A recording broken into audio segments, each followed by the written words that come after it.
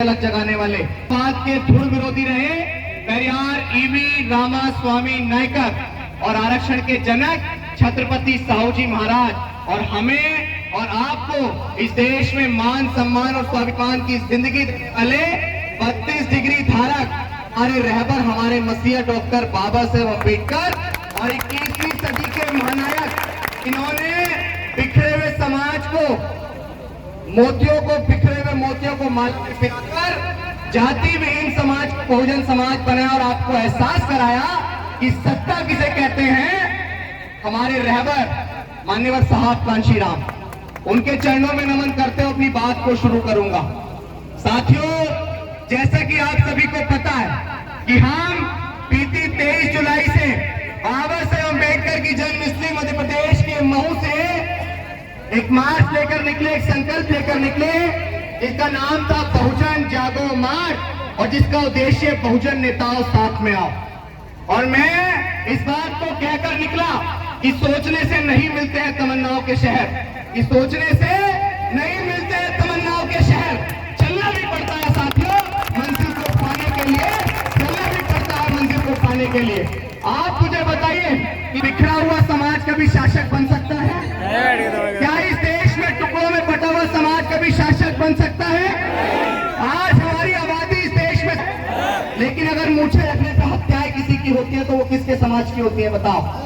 अगर आज भी रात को 2:30 बजे इसी हाथरस के अंदर जिस जनपद में खड़ा हो, रात को 2:30 बजे हमारी बहन को कूड़े करकट के साथ बलात्कार करके अगर जला दिया जाता है तो वो किसके समाज की थी?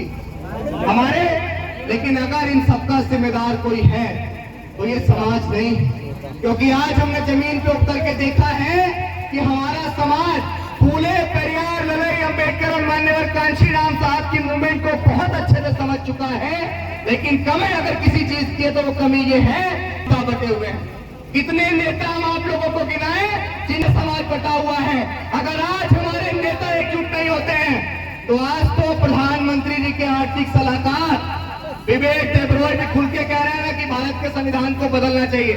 और वो क्यों ना कहें? क्योंकि जिनका समाज बिखरा हुआ है, जिनके महापुरुष ने अपनी 4-4 संतानें आप लोगों को मान सम्मान स्वाभिमान की जिंदगी देने के लिए दी और ये भारत का संविधान बना के दिया, ये रोज इसका एक पन्ना फाड़ा जा रहा है। क्या अम्बेडकर जो कह के गए कि 21वीं सदी बहुजनों की है, क्या हम लोग उस बात को झूठा साबित होने देंगे? भाई हम तो नहीं होने देंगे। हमारे नेता अगर मनमस्त हैं, अलग अलग राष्ट्रीय अध्यक्ष बनकर, अलग अलग पार्टियां बनाकर, तो आप लोगों के माध्यम से मैं नेताओं को कहना चाहता हूं कि होश में आ जाओ, क्योंकि आपकी वजह से हम लोग मूवमेंट को बिखरने नहीं देंगे। अगर भारत का संविधान नहीं बचेगा तो भारत के संविधान के अंदर लोकतंत्र है और लोकतंत्र के अंदर ही जनता की पावर है। और अगर हमारे नेता इतने बड़े बनकर बैठ गए हैं तो इसी जनता की वजह से बैठ गए हैं। अगर वो ये सोच रहे हैं कि अगर पिटेगा तो समाज पिटेगा, तो ये मुगालता अपने दिमाग से निकाल देना।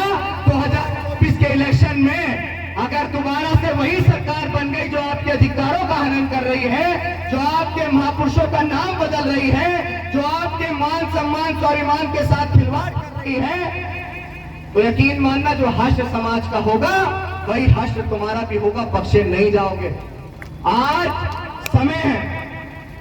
समय है कि घर का मतभेद भूलकर एकजुट हो जाओ, क्योंकि आप एकजुट नहीं होंगे तो मिशन बिखर जाएगा।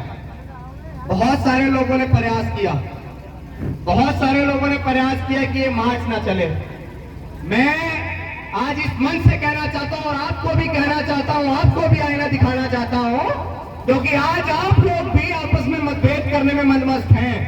आज पूरा समाज एक ही जाति के लोग, एक ही मूवमेंट के लोग जो जय भीम के उद्घोषण के साथ अपने आंदोलन की शुरुआत करते हैं, आज वो लोग ही आपस में लड़ रहे हैं। मुझे बताओ क्या लड़के आप लोग कामयाब हो जाओगे? आज तो बस मायावती चंद्रशेखर, मायावती चंद्रशेखर, मायावती चंद्रशेखर, क्या इससे मूवमेंट कामयाब हो जाएगा? मूवमेंट तो कामयाब नहीं होगा, लेकिन दुश्मन जरूर कामयाब हो जाएगा। अगर दुश्मन कामयाब ना हो तो देश की समाज की इन दो बड़ी शक्तियों को आपको एक एकजुट करना पड़ेगा। और इन दो बड़ी शक्तियों को आपको कैसे एकजुट करना पड़ेगा? भक्ति से नहीं, आपको आईना दिखाना पड़ेगा, आपको नेताओं को एहसास कराना पड़ेगा। नेता हमेशा आपके बीच आकर कहते हैं ना कि समाज एक नहीं है, समाज एक नहीं है, समाज एक नहीं है। समाज आपको कितनी बार एक होकर दिखाएगा? समाज ने इसी उत्तर प्रदेश के अंदर माननीय बहन जी को 4 बार मुख्यमंत्री बनाया नहीं बनाया? बताओ, बनाया या नहीं बनाया? तो समाज आपको कितनी बार एक होकर दिखाएगा? समाज ने एडवोकेट चंद्रशेखर आजाद के एक कहने पर भोपाल को जाम किया या नहीं किया? बताओ। समाज ने उनके एक कहने पर दिल्ली को जाम किया या नहीं किया? बताओ। समाज ने उनके एक कहने पर देश के किसी भी प्रदेश को जाम किया या नहीं किया? बताओ। तो क्या आज नेताओं की जिम्मेदारी नहीं है कि समाज हाथ जोड़ के निवेदन कर रहा है कि इस मूवमेंट को बचाने के लिए, और बाबा साहब अम्बेडकर ने जो कहा कि 21वीं सदी बहुजनों की है, उस बात को सच्ची साबित करने के लिए अब आप लोग एक बार समाज को एकजुट होकर दिखा दो। अब आप लोग समाज को एकजुट होकर दिखा दो। और जो लोग हमें रोकने का प्रयास कर रहे हैं, मैं उनको एक नज्म सुना देता हूं कि हार जाऊंगा मैं, सोचना छोड़ दो, हार जाऊंगा मैं, सोचना छोड़ दो, ख्वाब टूटूंगा ये देखना छोड़ दो, इस मिशन के लिए जा भी कुर्बान है, रुक मैं सकता नहीं, रोकना छोड़ दो, रुक मैं सकता नहीं, रोकना छोड़ दो। देखो, बहुत सारे लोगों ने, मैं यहां से कह देता हूं क्योंकि मैं सच्चाई कहने से चूकता नहीं, आप मुझे बताओ, क्या भारत के संविधान की बात करने के लिए मुझे किसी की परमिशन की जरूरत है? नहीं। क्या अपने समाज को जगाने के लिए मुझे किसी की परमिशन की जरूरत है? नहीं।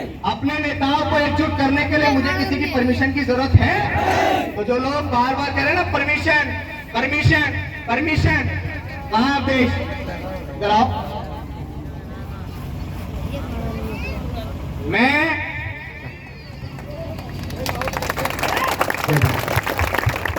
यहां हम लोगों ने भारत के संविधान को पढ़ा है,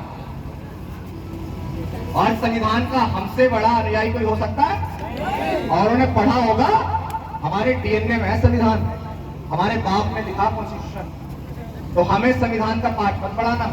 आर्टिकल 19, आर्टिकल 22 मुझे फ्रीडम ऑफ स्पीच का अधिकार देता है, मुझे कोई नहीं रोक सकता, और अपने समाज को जगाने से भी मुझे कोई नहीं रोक सकता।